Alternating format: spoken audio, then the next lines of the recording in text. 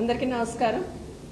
గౌరవనీయులు రంగారెడ్డి జిల్లా అధ్యక్షులు మంచిరెడ్డి కిషన్ రెడ్డి గారు, వికారాబాద్ జిల్లా అధ్యక్షులు ఆనంద్ గారితో పాటు గౌరవ మాజీ శాసనసభ్యులు మహేష్ రెడ్డి గారు, కొడంగల్ మాజీ శాసనసభ్యులు నరేందర్ రెడ్డి గారితో పాటు గౌరవనీయులు వేదిక మీద చైర్మన్ గారు నాగేందర్ గారు, అదే శుభప్రభ పటేల్ గారు, విజయ్ కుమార్ గారు, మా సోదరులు భువనగిరి ఎంపీగా పోటీ చేసిన యామ మల్లేష్ గారు, గౌరవ ప్రజాప్రతినిధులందరూ ముందు కూర్చున్నారు. అందరికీ పత్రికా మీడియా సోదరులకు నమస్కారాలు.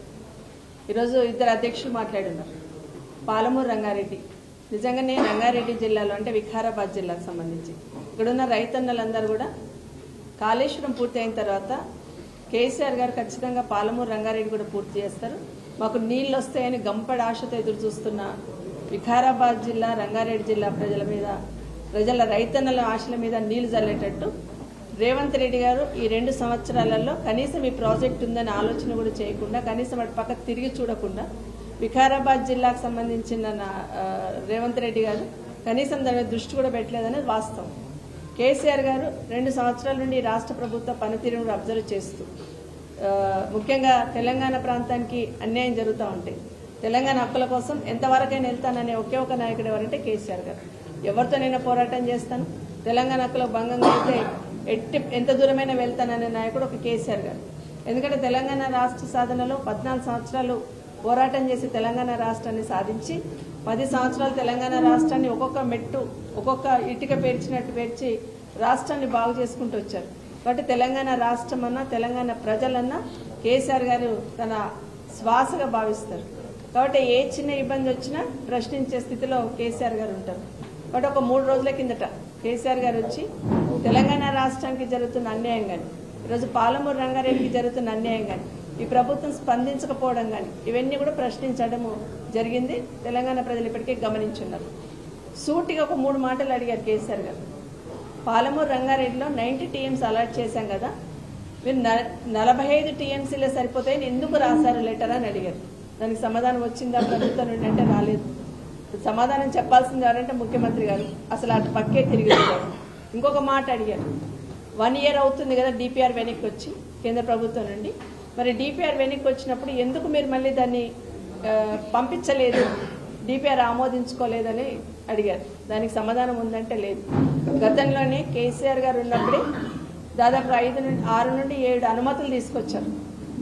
90 టీఎంసీల వాటర్తోని ప్రాజెక్ట్ కడుతున్నామని చెప్పి 6-7 అనుమతులు తీసుకొచ్చి పెట్టున్నారు.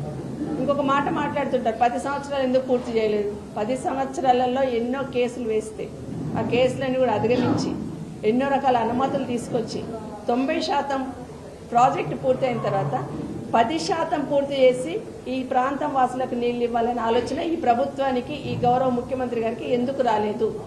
అది కేసీఆర్ గారి పొలానికో కేసీఆర్ గారి దగ్గరికి వెళ్తున్న నీళ్లు కావు.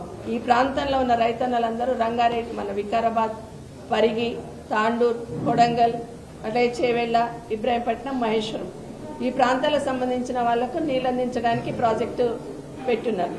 ప్రతిసారి కేసీఆర్ గారు మాకు మాట చెప్పేవాళ్ళు, తెలంగాణ రాష్ట్రం సాధించాలి, తెలంగాణ రాష్ట్రంలో ప్రతి ఎకరాకి నీళ్ళు అందించాలి అని ఒక ప్రణాళిక ఏర్పాటు చేసుకున్నాను. కాబట్టి రాగానే మిషన్ కాకతీయ అని పెట్టి ముందు చెరువులను బాగు చేసుకున్నాం.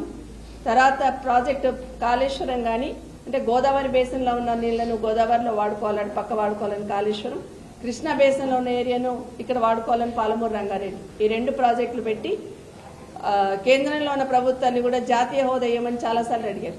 కేంద్రం ₹1 ఇవ్వకపోయినా, ఇప్పుడు మీరు అప్పు చేసిన నీ ప్రభుత్వం చెప్తుంది కదా, అప్పు చేసైనా సొప్పు చేసైనా ఈ రాష్ట్ర ప్రజలకు మేలు చేయాలన్న ఆలోచనతో కాళేశ్వరం, పాలమూరు లాంటి 2 ప్రాజెక్టులు మొదలుపెట్టారు.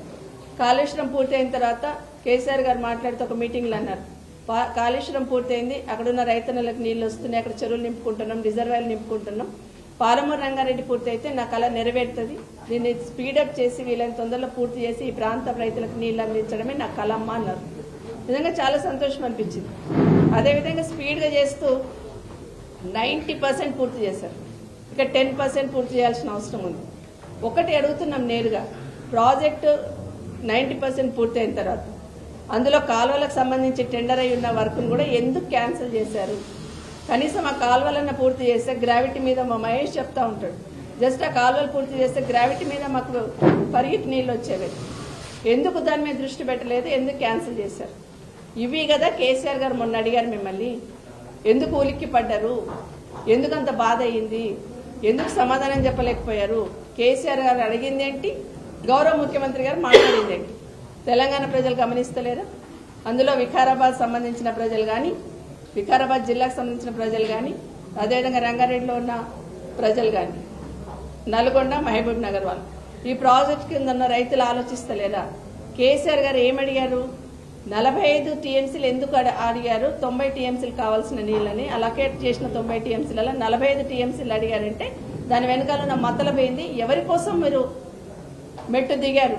ఇంకా 90 సరిపోయి ఇంకా పెంచండి అని అడగాల్సింది పోయి మీరు తగ్గించుకున్నారు. ఎందుకు తగ్గించుకున్నారు? తెలంగాణ ప్రాంత ప్రజలకు సంబంధించిన హక్కును ఎందుకు మీరు వదిలేశారని కేసీఆర్ గారు అడిగారు. దానికి కదా మీరు సమాధానం చెప్పాలి. దానికి సమాధానం చెప్పకుండా ఎన్ని మాటలు మాట్లాడారంటే ఆ ముఖ్యమంత్రి గారి పదవికి ఒక కలంకంగా ఉండేటట్టు మనం మాట్లాడినారు. ఒక్కసారి గౌరవ ముఖ్యమంత్రి గారిని అడుగుతా ఉన్నాను, మీరు ఒక్కరు కూర్చొని మీరు మాట్లాడిన మీడియా మీరే చూసుకోండి.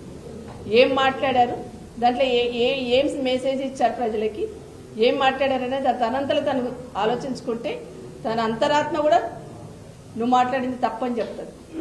ఎందుకంటే కేసీఆర్ గారు అడిగింది ప్రజల కోసం అడిగారు, మీరు మాట్లాడింది వ్యక్తిగత దూషణలు. మైక్ పడితే చాలు కేసీఆర్ గారు చావుపోతా ఉన్నారు. ఇది శోభించదు. ఎందుకంటే ప్రజల అవసరాల కోసం ప్రతిపక్షంగా, ప్రధాన ప్రతిపక్షంగా గౌరవ కేసీఆర్ గారు అనుభవజ్ఞుడిగా తను చెప్తున్నారు. నిజంగా ఈ ప్రాంత ప్రజల మీద రేవంత్ రెడ్డి గారి చిత్తశుద్ధి ఉంటే వారు చెప్పిన మాటలను తను వ్యక్తిగతంగా తీసుకొని అవును కదా ఈ ప్రాంత ప్రజలకు మేలు చేయాలి, తప్పేముందని అమలు చేయాల్సింది పోయి రేవంత్ రెడ్డి గారు కేసీఆర్ గారిని ఏం మాటలు మాట్లాడండి ప్రజలు గమనిస్తూ ఉన్నారు. అంటే ఇష్యూ డైవర్షన్ కోసం ఆ మాట్లాడిన మాటలతోని పాలమూరు రంగారెడ్డి పక్కకు పెట్టి ఇంక అందరం ఇటు పక్క పోతాం అనుకున్నారు. ఎట్టి పరిస్థితుల్లో వదిలిపెట్టాం. పాలమూరు రంగారెడ్డి పూర్తి చేయాల్సిందే, ఈ ప్రాంత ప్రజలకు సాగునీరు అందించాల్సిందే. ఎందుకంటే ఈ ప్రాంత ప్రజలు ఎంతో గంపెడ ఆశతో చూస్తున్నారు. గతంలో మాకు నీళ్ళు వస్తాయని ఆశ లేకుండిందమ్మా చాలా మంది రైతులు మాట్లాడతారు. వికారాబాద్ ఏరియాలో ఇటు వచ్చినప్పుడు బంటారు మట్టిపోయినప్పుడు మాకు అసలు నీళ్ళు వస్తాయని ఆశనే లేదు. అట్లాంటిది కాళేశ్వరం పూర్తయిన తర్వాత మాకు ఒక ఆశ కలిగింది, కేసీఆర్ గారు ఖచ్చితంగా పూర్తి చేస్తారు, నీళ్లు తీసుకొస్తారు ఈ ప్రాంతానికి అని ఆశ కలిగింది అనేది చాలా మంది రైతులు మాట్లాడుతూ ఉన్నారు. ఇప్పటికైనా ఈ ప్రభుత్వం తప్పించుకుంటాం అనుకుంటున్నారేమో, కానీ ఎట్టి పరిస్థితులలో పాలమూరు రంగారెడ్డి పూర్తి చేసి ఈ ప్రాంతానికి నీళ్లు అందించాల్సిందే. ఇంతకుముందు ఆనంద్ గారు మాట్లాడున్నారు. మరి వికారాబాద్ ప్రాంతం నా జిల్లా అన్నప్పుడు వికారాబాద్ జిల్లా నా జిల్లానే ఎన్నికల ముందు వచ్చి చెప్పిన్నారు. మరి కొడంగల్కి చేయొద్దని మేము మనం, కానీ కొడంగల్కి ఏ విధంగా అయితే పక్క ధరలకి వెళ్ళి తెస్తుందని చెప్తున్నాడు. చేసినో లేదో నాకు కూడా తెలియదు, నరేందర్ చెప్పాలి మొదలైందో లేదో పని కూడా. ఆడికెళ్ళి మొదలుపెట్టి ఆడికి నీళ్ళు తెస్తాను మభ్యపెట్టే ప్రయత్నం చేస్తూ ఉన్నారు. అట్లాగే పక్కనే పరి ఉంది. ప్రాజెక్ట్ 90% పూర్తయినాక ఇవ్వడానికి ఇబ్బంది ఏంది ప్రభుత్వానికి? అది కేసీఆర్ గారికి పేరు వస్తుందని ఒకే ఒక ఇది తప్ప ఈ ప్రాంత ప్రజలకు నష్టమవుతుందని ఎందుకు ఆలోచించట్లేదు ముఖ్యమంత్రి గారు? నిజంగా ప్రజలకు మేలైతుందంటే ముఖ్యమంత్రి స్థానంలో 10 మెట్లు దిగైనా మేలు చేయాలి. కానీ మూర్ఖంగా కేసీఆర్ గారికి పేరు వస్తుందని ఒకే ఒక ఆలోచనతోని అక్కడ కాళేశ్వరాన్ని కూల్చేసే ప్రయత్నం చేస్తా ఉన్నాం. ఇప్పుడు ఈ మధ్య చెక్ డ్యామ్స్ పేరు చేస్తున్నారు అక్కడ బాంబులు పెట్టి. ఇప్పుడు మాకు అనుమానం వస్తుంది కాళేశ్వరాన్ని కూడా చెక్ డ్యామ్, కాళేశ్వరాన్ని కూడా ఏమైనా కూల్చేశారేమో బాంబులు పెట్టి. ఇప్పటిదాకా మాకు అనుమానం, ఇప్పటిదాకా ఏదో పోనీలే టెక్నికల్గా అనుకున్నాం. కానీ ఇప్పుడు మాకు అనుమానం ఏమొస్తుందంటే అక్కడ చెక్ డ్యామ్లు ఎట్లయితే బాంబులు పెట్టి కూల్చేస్తున్నారో కాళేశ్వరం కూడా అదే కక్ష అదే విధంగా చేశారేమో. పోనీ అట్లా రిపేర్ చేస్తామంటే కనీసం అక్కడ కాళేశ్వరం కడుతున్నా రిపేర్ చేస్తామని చెప్తున్నప్పుడు ఆ కాంట్రాక్టర్లు చేస్తామంటే వాళ్ళకి పర్మిషన్ ఇవ్వకపోతుంది. 3 సంవత్సరాల నుండి అది 2 సంవత్సరాల నుండి అది ఎట్లా కూలిపోతుందని ఆలోచిస్తున్నారు తప్పిస్తే దాన్ని రిపేర్ చేసి ప్రజలకు దాన్ని అందుబాటులోకి తీసుకురావాలి రైతులకు అనే ఆలోచన ఈ ప్రభుత్వానికి లేదు. కాళేశ్వరంలో మిగతా ప్రాజెక్టులన్నీ ఉన్నాయి, రిజర్వాయర్లని, అవన్నీ కూడా కాళేశ్వరంలో భాగమే. ఏమనంటే కాళేశ్వరం ఒకటి కూలిపోయిందని మాట్లాడుతూ ఉంటారు. ఇప్పటికైనా ఈ ప్రభుత్వం ఈగోని పక్కన పెట్టి ఈ రాష్ట్రం బాగుండాలి, ఈ రాష్ట్ర ప్రజలు బాగుండాలి, రైతన్నలకు మేలు జరగాలంటే అక్కడ కాళేశ్వరం రిపేర్ చేయాలి, ఇక్కడ పాలమూరు రంగారెడ్డి అయితే పూర్తి చేయాలి. గంపెడ ఆశతో చూస్తా ఉన్నాము ఈ ప్రాంత ప్రజలకి. రంగారెడ్డి కానీ, మహబూబ్ నగర్ కానీ, నల్గొండకు సంబంధించి కానీ ప్రతిసారి మమ్మల్ని గుర్తు చేస్తూ ఉంటారు. ఇబ్రాహీంపట్నం మహేశ్వరం చాలా ఎత్తులో ఉంటుంది, 650 మీటర్ల ఎత్తులో ఉంటుంది, వాళ్ళకు కూడా నీళ్ళు అందించాలని చాలాసార్లు కేసీఆర్ గారు మాట్లాడారు. చేవెళ్ళ, అట్లాగే వికారాబాద్, పరిగి, తాండూరు కొడంగల్ ఈ ప్రాంత ప్రజలు బాగా కష్టపడి పంటలు పండిస్తారు. రైతన్నలు వ్యవసాయమే వాళ్ళకు, ఈ ప్రాంత ప్రజలకు వ్యవసాయమే ఊపిరిగా బ్రతుకుతూ ఉంటారు, చేయాలని ప్రయత్నం చేస్తూ ఉంటారు. ఇప్పటికీ మరొకసారి డిమాండ్ చేస్తూ ఉన్నాం, ఈ ప్రభుత్వం ఇప్పటికైనా ఇమీడియట్గా స్పందించి ఈ ప్రాజెక్ట్ని ఇమీడియట్గా స్టార్ట్ చేయాలని బీఆర్ఎస్ పార్టీ తరఫున డిమాండ్ చేస్తూ ఉన్నాం. ఖచ్చితంగా గ్రామాన వెళ్ళి చెప్తాం. ఎందుకంటే ఈ ప్రాంత ప్రజలకు ఏ విధంగా నష్టం చేయాలనుకుంటుంది కాంగ్రెస్ పార్టీ, ఈ ప్రాంత ప్రజల ఆశల మీద ఏ విధంగా నీళ్లు చల్లాలనుకుంటుంది, ఈ ప్రాజెక్టు మీద సీతకన్ను ఎట్లా వేశారు, ఎందుకు ఇటు పక్క పట్టించుకోవట్లేదు అనేది ఖచ్చితంగా గ్రామాన పోయి అడుగుతాం. గతంలో 10 సంవత్సరాలు కేసీఆర్ గారు రాకముందు, తెలంగాణ రాకముందు మహబూబ్ నగర్లో పరిస్థితి ఎట్లుండే, ఇప్పుడు ఎట్లా ఉంది అనేది అక్కడ ఉన్న రైతన్నలకు తెలుసు. కాబట్టి ఇప్పటికైనా ఈ ప్రభుత్వం ఇమీడియట్గా స్పందించి పాలమూరు రంగారెడ్డి ప్రాజెక్ట్ని మొదలు పెట్టాలని కోరుతాము. ఏదైతే 45 టీఎంసీల నీళ్లు చాలన్నారో దాన్ని వెనక్కి తీసుకోండి. డిపిఆర్ ఎందుకు వెనక్కి పంపించారో దాని మీద వివరణ ఇవ్వండి. ఎందుకు దాన్ని మళ్ళీ పంపించలేదు అది చెప్పకుండా ముఖ్యమంత్రి గారు ఏదేదో మాట్లాడారు. ఏం మాట్లాడారో ఆయనకే అర్థం కావాలి. అదే చెప్తున్నా, ఆయన అంతరాత్మ కూడా క్షమించదు ఆయన మాట్లాడిన మాటలు.